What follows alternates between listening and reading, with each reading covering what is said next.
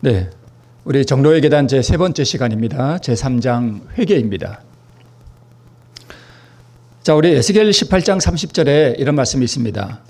나 주 여호와가 말하노라. 이스라엘 족속아, 내가 너희 각 사람의 행한 대로 국문할지라. 너희는 돌이켜 회개하고 모든 죄에서 떠날지어다. 그리한즉 죄악이 너희를 패망케 아니하리라. 자, 에스겔서에 있는 이 말씀을 보면 회개가 무엇인지 이 본문 안에 우리에게 가르쳐주고 있습니다. 자, 회개라고 하는 것은 우리의 모든 죄에서 뭐 하는 거예요? 떠나는 게 회개라고 우리 에스겔서에 이렇게 본문이 무엇인지를 우리에게 말씀하고 있습니다. 자, 그러면 회개라고 하는 것은 무엇을 하는가? 무엇을 하지 않는가? 무엇에서 떠나는가 하면 우리 에스겔서에 있는 말씀처럼 무엇에서 떠나는 것인가 하면 죄에서 떠나는 것입니다. 자, 죄는 이미 우리가 살아오면서 많이 죄를 뭐 했어요? 지었죠. 또 살아가면서 우리가 지을 죄가 있습니다. 그러니까 지은 죄가 있고 또 지을 죄가 있습니다. 간혹 어떤 분들은 우리가 신앙생활하면서 우리가 지을 죄가 있다 그러면 좀 알레르기 반응을 보이는 사람들이 있어요. 그러니까 신앙생활을 하고 하나님을 믿는데 어떻게 당연히 죄를 지을 것처럼 그렇게 말하느냐. 우리가 죄를 완전히 승리하는 경험 가운데 살아가야지 라고 말하는 분들이 있습니다. 그런 말이 전혀 틀린 것은 아닙니다만은 우리의 생애를 보면 지은 죄가 있고 또 앞으로 지을 죄가 있다고 할 때 이 지을 죄라고 하는 것이 내일 또 모레 죄를 반드시 우리는 지을 수밖에 없다 이런 뜻이 아니라 우리 안에는 언제든지 기회가 주어지면 지을 수 있는 죄의 성향이 또는 본성이 우리 안에 있다 그런 뜻입니다. 그래서 구원이라고 하는 게 뭐냐 하면 하늘에 가서도 죄를 짓지 않을 사람을 만드는 것이 구원입니다. 왜 그런가 하면 루스벨은 하늘에서 범죄할 때에 그 완전한 상태였거든요. 죄가 전혀 없는 상태에서 뭘 했는가 하면 죄를 지었습니다. 그러면 구원받은 사람들이 하늘에 갔을 때는 루스벨과 뭔가 달라야 됩니다. 그래야 죄가 두 번 다시 반복이 안 되거든요. 그 다음에 하와도 선악과를 먹기 전까지 하와의 마음속에 그 본성 안에는 죄를 지을 수 있는 성향이 전혀 없었습니다. 그러한 상태에서도 뭘 했는가 하면 죄를 지었습니다. 그러면 하늘에 가서 구원받을 사람들은 루스벨이나 하와와는 좀 더 다른 무엇인가가 있어야 돼요. 그렇지 않을까요?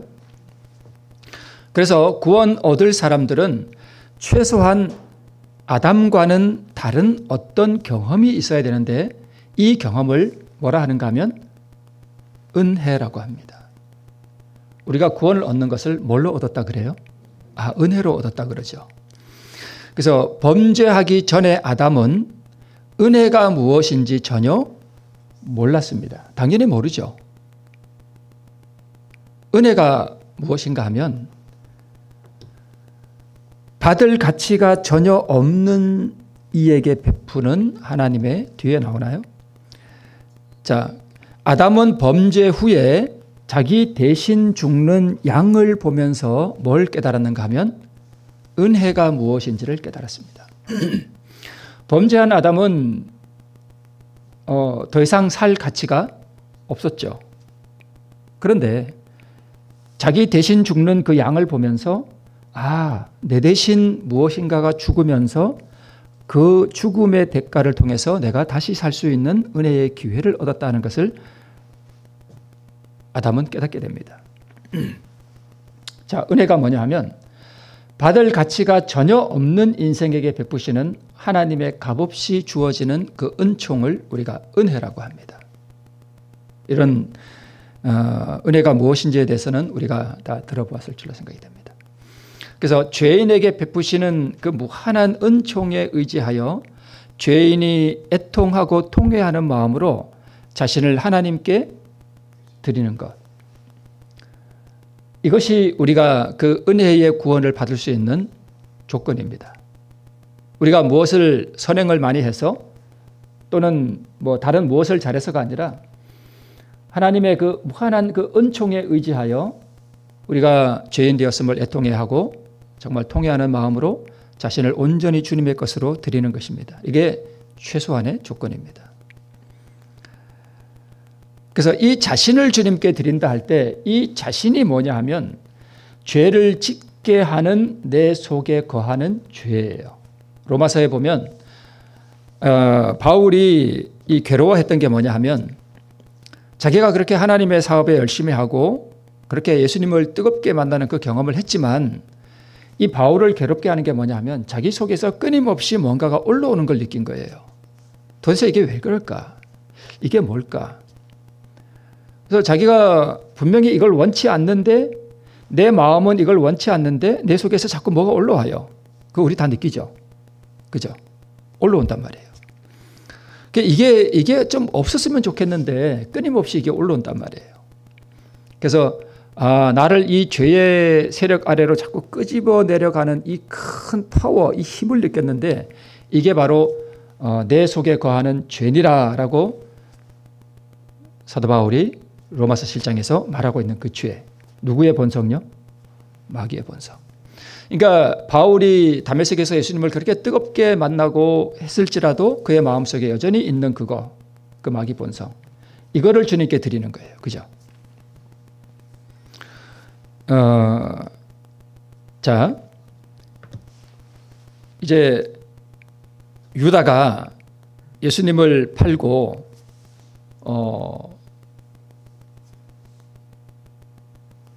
예수님이 이제 재판정에서 재판을 받으시고 이제 처형될 거라는 걸 딱 느낀 다음에 이 유다의 가슴이 얼마나 그 죄책감에 시달렸겠어요. 그때 이 유다가 자기가 받은 그 돈을 가지고 대제사장에 가서 그것을 던지면서 이렇게 고백합니다. 내가 무죄한 피를 팔고 죄를 범하였도다라고 말합니다. 자, 이게 회개일까요? 내가 무죄한 피를 팔고 죄를 범하였도다라고 고백합니다. 이것을 우리는 회개라고 하지 않습니다. 이것은 왜 유다가 이렇게 고백했는가 하면 자기가 지은 죄에 대한 그 형벌, 그다음에 그 심판이 너무 두려운 거예요. 그래서 그 두려움 때문에 이 고백을 했습니다. 자, 그런데 앞에서 회개라고 하는 것은 무엇에 근거하여 우리가 애통해야 하는가 하면 하나님께서 무가치한 나에게 베푸시는 그 은혜, 받을 가치가 전혀 없는 정말 필요한 죄인에 불과한데도 그분이 여전히 나에게 손을 벌리시고 은혜의 기회를 제공하시는 것에 대한 깊은 감동 하에서 일어나는 것이 회개예요. 그런데 유다는 그것이 없었습니다. 자, 바로가 그 재앙이 거듭될 때에 이렇게 말합니다. 이번은 내가 범죄하였노라. 여호와는 의로우시고 나와 나의 백성은 악하도다라고 고백합니다. 이게 얼핏 보면 참 회개하는 기도 같잖아요. 그죠? 이번에 내가 정말 범죄하였다. 하나님은 정말 의로우시고 나는 악하구나 하는 이 고백이 회개 같습니다. 그런데 바로가 이 고백을 한 이유는 하나님의 성품을 깨닫고 나온 말이 아닙니다. 뭘 피하기 위해서요? 재앙을 피하기 위한 방편으로 그냥 고백했을 뿐이에요. 이런 것을 우리는 회개라고 하지 않습니다. 맨 밑에 나옵니다만 바로, 유다, 또 발람도 회개가 진짜 회개가 아니죠. 그래서 죄가 가져오는 죄책감과 그 결과가 자신에게 고통과 재해를 가져오기 때문에 심판과 정죄와 사망에 대한 두려움 때문에 또 죄의 결과로부터 회피하기 위해 어쩔 수 없이 터져나오는 고백은 회개가 아닙니다. 이런 것들은 하나님의 성품, 그분의 은혜 이런 것들에 의지하지 않고 나오는 것들입니다. 그래서 진짜 회개는 무엇이 회개냐 하면 진짜 회개할 때는 하나님께서 나를 심판하시고 징벌하시는 것을 회피하고자 하는 마음이 전혀 없어요. 진짜 회개할 때는 그렇습니다. 자, 정로계단에 있는 말씀입니다. 구원의 경륜에 대한 지식은 죄인으로 하여금 하나님의 사랑하는 아들로 고난을 당하게 한 자기의 죄를 회개하는 동시에 십자가의 밑으로 이끌리게 할 것이다. 내 죄 때문에 하나님의 아들이 이러한 고난을 당하셨는가? 라고 하는 그 깨달음이 올 때에, 그래서 우리 왜 이 자식들이 철이 들면 언제 철이 드는가 하면 이게 나이가 먹고 이게 여자 같으면 자기도 시집 가서 애 낳아보고 말 안 듣는 자기 자식들을 바라보면서 내가 옛날에 내 아버지 어머니에게 저렇게 했구나. 저게 얼마나 부모의 가슴을 아프게 했을까. 내 어머니 아버지의 마음을 아프게 했나. 내가 내 아버지 어머니가 만약에 살아 계신다면 이런 마음이 들 때 이게 영적으로 적용해 보자면 이게 뭐냐 하면 회개예요. 그죠? 회개. 이런 마음이 들 때에 진정으로 만약에 아버지 어머니가 살아 계시다면 더 잘하고 싶은 마음이 들고, 그죠? 이런 것들이 회개라고 할 수 있습니다. 그래서 자기가 부모가 되어 봐서 자기 자식들을 위해 헌신하고 했을 때에 내 아버지 어머니가 나를 위해 이렇게 하셨구나. 주님이 나를 위해 이렇게 십자가를 지셨구나. 우리가 하나님께서 이 결혼 관계를 통해서 우리에게 자식을 낳고 기르게 하신 이유가 사실은 이런 거 보라고 한 거예요. 그죠? 하나의 실물 교훈이에요. 자, 성령의 역사를 통해서 우리가 회개가 일어나게 됩니다. 우리 스스로는 회개를 할 수가 없어요. 그래서 구원의 경륜에 대한 지식은 성령은 말씀을 쫓아 역사하시기 때문에 회개를 하려면 성령이 역사하셔야 되는데 이 성령은 무엇을 통해서 우리에게 역사하시는가 하면 오직 진리의 말씀을 통해서 우리에게 역사하셔요. 그래서 구원의 경륜에 대한 이 지식은 어떻게 우리가 얻는가 하면 스스로 말씀을 연구하면서 얻고 또 이렇게 교회에 와서 목회자의 말씀을 들으면서 우리가 구원의 경륜에 대한 지식을 우리가 얻습니다. 그런데 설교를 통해서 주어지는 말씀보다 더 성령께서 언제 역사하시는가 하면 혼자 조용한 시간에 시간을 내서 하나님 앞에 무릎을 꿇고 우리가 말씀을 스스로 연구하고 그럴 때에 특별히 성령께서 역사하셔요. 더 깊이 역사하셔요. 그래서 그렇게 우리가 말씀을 개인적으로 읽고 연구하고 구원의 경륜에 대한 지식을 우리가 쫓아갈 때에 그때 성령께서 그 진리의 말씀을 통해서 우리에게 역사하십니다. 그래서 인간이 성령의 감화에 이렇게 반응하고 자신을 굴복시킬 때에 은혜의 역사가 일어납니다. 그래서 이 회개라고 하는 것은 성령의 감화와 인간의 반응이 합쳐져서 일어나는 것이 바로 회개입니다. 이 시간에 스님 얘기를 해서 좀 그렇습니다만은 이게 제가 언제 이렇게 보았고 또 설교 시간에도 한번 예화로 제가 말씀을 드린 것 같기도 한데 일본의 어떤 사람이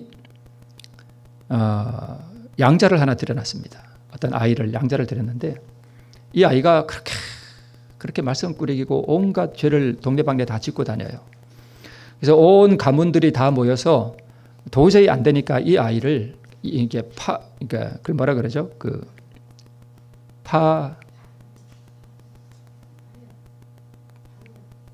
파향이라 그러나요?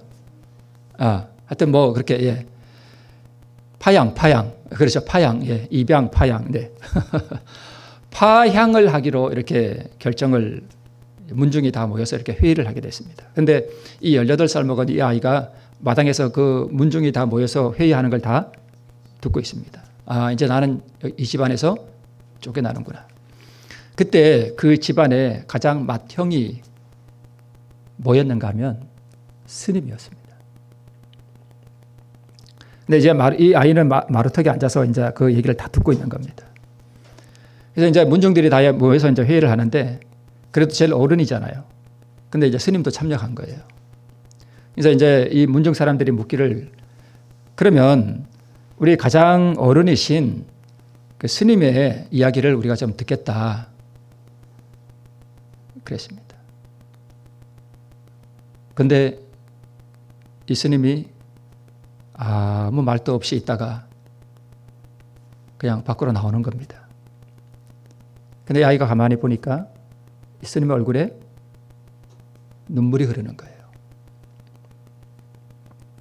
그러니까 파양이 된 거예요, 안 된 거예요? 안 된 거예요. 이 아이가 그날 이후로 완전히 달라졌습니다. 완전히 달라졌어요. 그러니까 우리로 적용해 보면 뭘 한 거예요? 회개한 거예요. 무엇이 이 아이를 회개하게 했나요? 은혜였습니다. 그죠? 은혜예요. 스님이지만 그 말썽꾸리기 그 집안의 누가 되는 그 아이를 차마 파양하지 못하고 그를 품어준 그 제일 큰 어른이신 그 큰 아버지의 눈물을 이 아이가 보고 난 다음에 그때부터 이 아이가 달라졌습니다. 회개라고 하는 것은 마찬가지예요. 우리도. 하나님께서 나 같은 죄인에게 어떤 은혜를 베푸셨는가 하는 것을 우리가 조금 이해할 때에 그때에 그게 뭐냐 하면 성령께서 역사하시는 거예요. 그죠? 그러면 이 구속의 경륜에 대한 이 지식이 뭐예요? 우리 같은 인생을 하나님께서 어떻게 사랑하시고 받을 가치가 없는 우리에게 어떻게 하나님께서 은혜를 베풀어 오셨는가?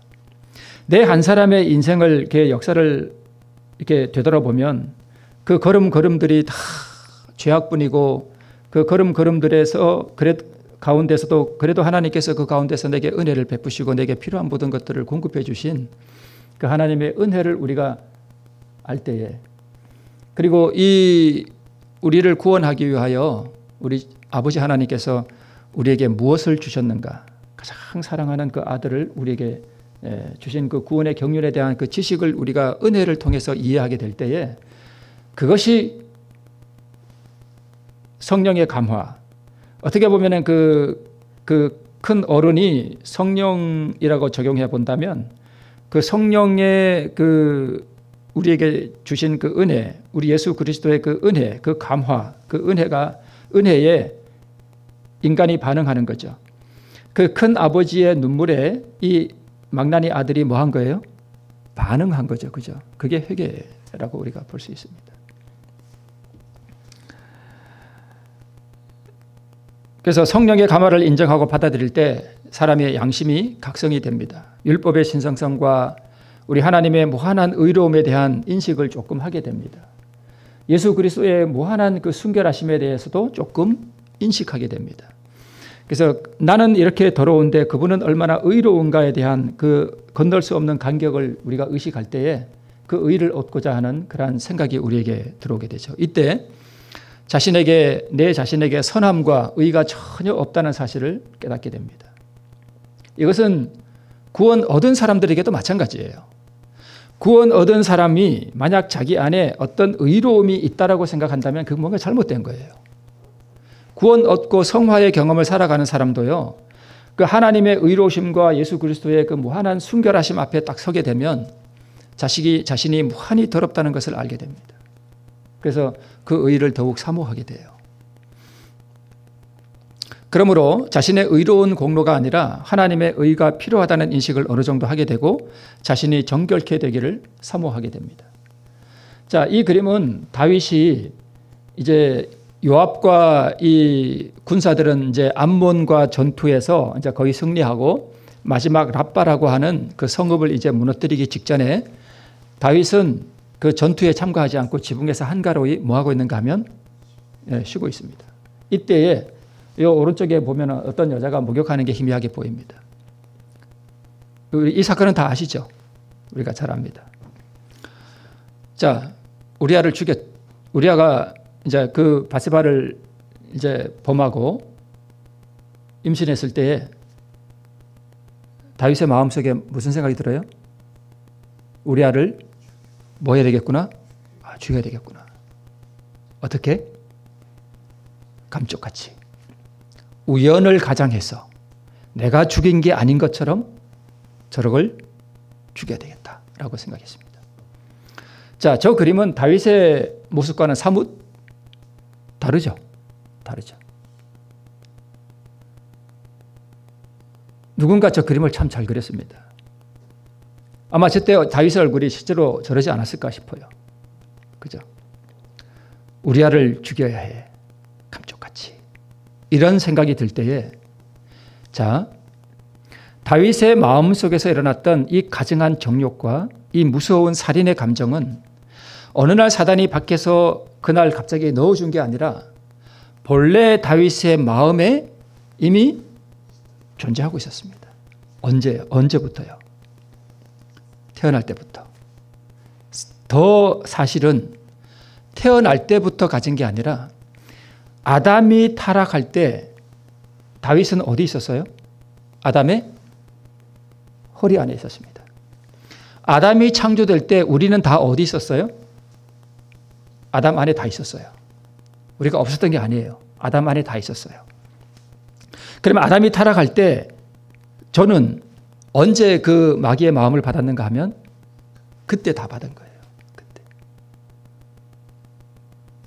그때 다 받았습니다. 자, 다윗이 젊었을 때 청년 시절에 그 골리앗과의 전투에 나가기 전에 우리 부조와 선지자 보면 이렇게 기록하고 있습니다. 그의 명상과 묵상의 기회는 그를 지혜와 경건으로 부여하게 했습니다. 다윗이 옛날에 뭐 했다고요? 아주 경건했습니다. 그가 자기 생애의 모든 섭리 중에서 하나님의 사랑을 바라볼 때에 그의 마음은 보다 더 뜨거운 경모와 감사로 고동쳤고 이는 여호와의 성령이 그와 함께 하심이었다. 자, 섭리 중에 하나님의 사랑을 이게 다윗이 바라보고 그럴 때 참 하나님께 감사하고 그분을 사모하고 성령이 이 청년 다윗의 마음에 함께 있었습니다. 자, 그런데 그러할 때라도 이 다윗의 마음에 무엇이 있었는가 하면 이 본성이 있었다는 거예요. 다윗의 마음속에.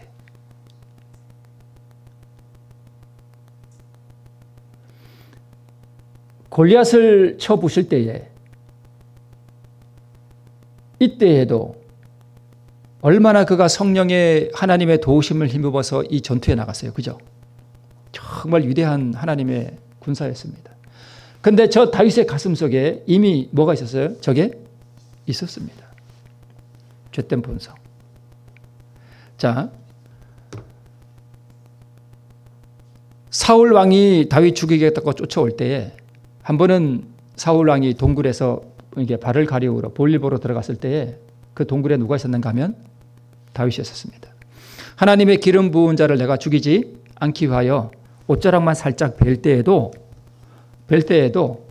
무엇이 있었는가 하면 저 다윗의 가슴 속에 마음속에 본성에 살인의 본성이 있었습니다. 그래서 내 자신이 지금 어떤 죄악에 대해 일절 깨끗하고 나는 누구처럼 그런 죄성이 내 안에 없다고 하는 이들이 간혹 있습니다. 그런데 이런 분들이 확실하게 알아야 할 게 있어요. 근데 오늘 내가 정말 하나님과 경건하게 살아가고 누구는 자꾸 이렇게 예를 들어서 도벽이 있어서 남의 걸 자꾸 이렇게 훔치는 사람이 있어. 교회를 다니는데도. 그러면 저는 도벽이 전혀 없어요. 저는 남의 걸 절대 안 훔쳐요. 만약에 제가 그런 마음이 전혀 없어. 근데 다른 사람이 작게는 뭔가를 훔치고 싶은 생각이 자꾸 올라온다고 할 때 제가 무슨 생각이 들 수 있을까요? 어떻게 교회 다니면서 저런 생각이 마음에서 올라올 수 있을까? 저 사람은 참 뭔가 안 돼 있는 사람이네. 이런 생각을 할 수 있죠. 그런데 이런 사람들이 분명히 알아야 할 게 하나 있는데 제 마음속에 남의 걸 훔치고 싶은 마음이 그런 본성이 완전히 없을까요? 아니요, 있어요. 절대 착각하지 말아야 돼요. 없는 것 같죠? 한 10일만 굶어보세요. 안 훔치나 훔쳐요. 내가 전혀 먹을 게 없고 어디서 정말 남이 뭘 나한테 주지 않으면 내가 굶어 죽어야 할 그런 위기의 상황이 딱 가보세요. 뭐가 올라올까요? 남의 거 좋은 거 보면 훔쳐 먹습니다. 옛말에 그런 말 있죠. 얼른 생각이 안 나는데.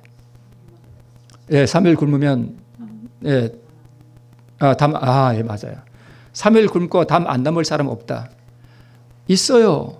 절대 착각하면 안 돼요. 내가 무슨 경건에 참 지금은 경건한 것 같아서 절대 도덕질 안 할 것 같고 도덕질하는 본성에 올라오는 사람 보면 어떻게 저럴 수 있을까라고 생각하는 사람은 절대 착각하면 안 돼요. 다윗이 우리아를 감쪽같이 죽여야 되겠다라고 하는 그 참 가증한 생각을 품을 때 그 생각은 갑자기 들어온 게 아니라 벌써부터 그의 어린 가슴 속에도 벌써 있던 거예요. 그게 나온 거예요. 그래서 다윗이 이처럼 하나님과 동행하고 은혜가 충만하고 마음에 하나님을 사랑하고 왕 사울을 사랑하는 마음이 충만할 때에도 그의 마음속에는 그 음탕한 정욕과 이 범죄를 은폐하기 위해 자신의 충성스러운 장군을 살해하려는 무서운 죄된 본성이 기회가 되면 실행할 수 있을 준비가 되어 있었다는 사실을 우리는 이해하고 있어야 됩니다. 그러면 회개라고 하는 게 뭐냐 하면 이런 것들이 일어나기 전에 내가 기회가 되면 실행할 수 있을 그 죄된 본성이 올라올 때 그것을 처리하는 게 그게 진짜 회개예요. 또 한 번은 그 십항무지에서 이 다윗 사울 왕이 그 잘 때 우리 사건 다 아시죠? 이때에도 죽일 수 있는 기회가 있었습니다. 그런데 안 죽였죠. 참 경건했죠.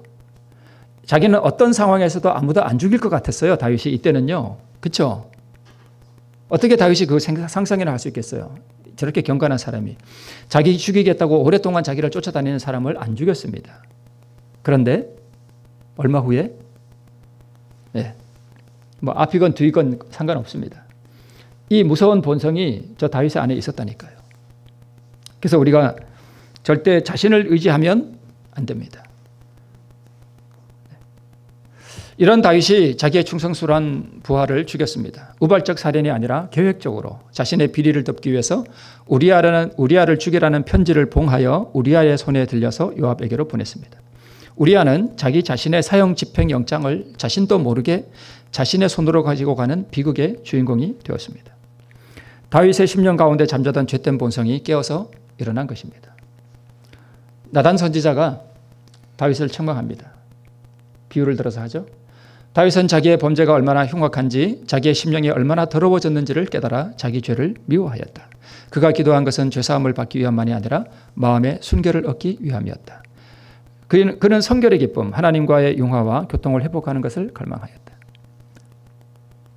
자, 여기서 회개가 무엇인지 우리 간단하게 나오는데 행위죠. 자기의 범죄, 지은 죄죠. 그리고 자기의 심령이 참으로 더러워졌다는 것을 깨달았습니다. 자기의 죄된 본성이죠. 그 다음에 그가 기도한 것은 죄사함을 받기 위함만이 아니라 즉 그의 지은 죄에 대한 죄사함이죠. 그죠? 만이 아니라 무엇을 얻기 위함이었는가 하면 마음의 순결을 얻기 위해서였습니다. 저게 뭐냐 하면 자기의 죄된 본성이 다시 정결케 되는 것이었습니다.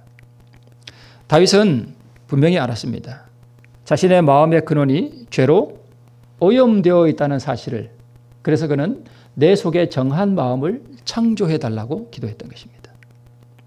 그래서 하나님이여 내 속에 정한 마음을 창조하시고 내 안에 정직한 영을 새롭게 하소서라고 기도합니다. 자, 그러면 나는 어떻게 해야 되는가? 우리가 갈바리 십자가에 달리신 하나님의 어린 양을 바라볼 때에 그리고 밑에 죄인이 이 사랑을 뭐 할 때예요? 주목할 때에 하나님의 어린 양을 어떻게 바라보나요? 말씀을 읽고 말씀을 묵상하면서 우리가 어린 양을 바라보죠. 그죠? 그리고 죄인이 이 사랑을 어떻게 주목하나요? 뭘 통해서요? 말씀을 통해서 우리가 바라보죠.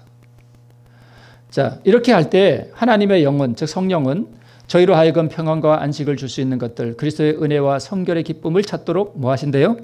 인도하신다. 네. 그러면 성령께서 우리를 인도하실 수 있는 길 위에 우리가 서 있어야 되는데 그 길이 뭐냐? 스스로 그 하나님의 은혜를 우리가 알 수 있도록 말씀의 길 위에 우리가 서 있어야 합니다. 그래서 그 길을 따라서 성령께서 우리를 인도해 하셔요. 그 외에 귀신이 제일 많은 데가 어디라 그러죠? 공동묘지에 많은 게 아니에요. 기도원에 제일 많대요. 귀신이. 왜 그럴까요? 기도원에 갔다가 악령을 받고 오는 사람들이 그렇게 많아요. 그런 분들의 특징이 뭐냐 하면 말씀은 멀리해요. 그리고 가서 뭐만 해요? 어떤 뜨거운 뭔가를 그거 있잖아요. 왜요? 뜨거운 뭔가를 경험하기 위해서 가서 막 그러면 성령이 오지 않고 뭐가 와요? 악령이 와요. 그래서 성령께서는 말씀을 통해서 이 말씀을 통해서 하나님의 은혜, 그분의 무한한 희생, 그리고 우리가 얼마나 죄인 되었는가 이것들을 우리에게 깨닫게 하시고 우리로 회개케 하시지 그렇게 어떤 뜨거운 체험을 통해서 오는 분이 아닙니다. 네. 그래서 그렇게 인도하셔요.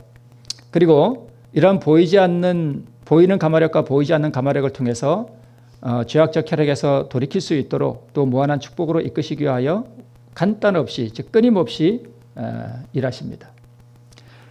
그래서 우리가 구해야 되는데 회개할 마음을 주시기를 구하며 그리스도의 무한하신 사랑과 완전한 순결을 나타내 보여주시기를 구하라 그랬습니다.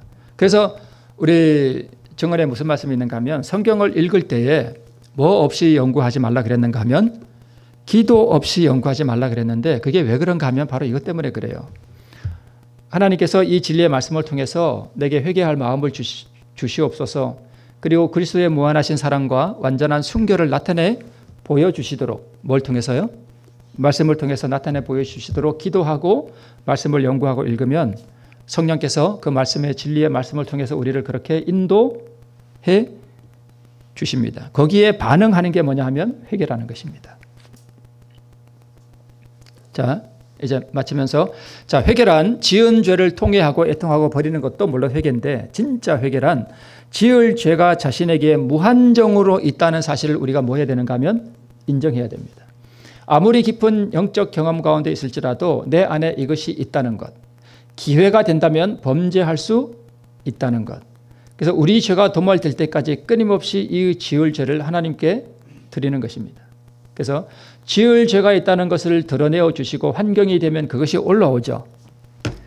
자, 이게 나는 괜찮은 것 같은데 환경이 되면 내 속에서 뭔가 올라오는 게 있어요. 그죠? 그걸 끊임없이 주님께 드리는 거예요. 행하기 전에. 진짜 회개라고 하는 것은 행하고 나서 회개하는 것이 아니라 행하기 전에 그것이 올라올 때에 그것을 드리면 그게 해결되잖아요. 그죠? 실행이 되지 않게. 그게 회개라는 거예요.